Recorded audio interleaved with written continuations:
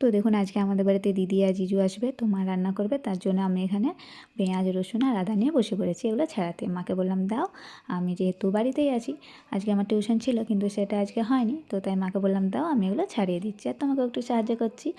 আর আমার এগুলো ছাড়াতে কিন্তু বেশ ভালোই লাগে, আমার রসুন ছাড়াতেও ভালো লাগে আর পেঁয়াজ কাটতেও ভালো লাগে। তো দেখুন আমি রসুনটাকে ছাড়িয়ে নিয়েছি, তারপরে নিয়ে নিয়েছি আদাটাকে। তো আর বাবা গিয়েছে বাজার থেকে এখনও আসেনি। তো আদাটাকে দেখুন আমি আদার খোসাটা ছাড়িয়ে নিচ্ছি, তারপরে আদাটাকে ছোটো ছোটো করে কেটে দেবো। আর আমার এগুলো কাটা হয়ে যাওয়ার পরে সবজিটা কিন্তু মা কাটবে। বাবা সবজিটা আনার পরে সবজিগুলো মা কাটবে। আর আমার এখানে দেখুন আদা রসুন দুটোই হয়ে গিয়েছে, আর বাবাও বাজার থেকে চলে এসেছে।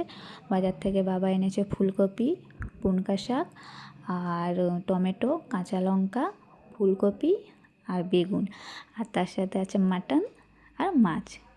তো দেখুন আমি পেঁয়াজটাকে এখানে কেটে নিচ্ছি। আর আমার সবগুলো কাটা হয়ে যাওয়ার পরে এখানে মাও বসে গিয়েছে সবজিগুলো কাটতে।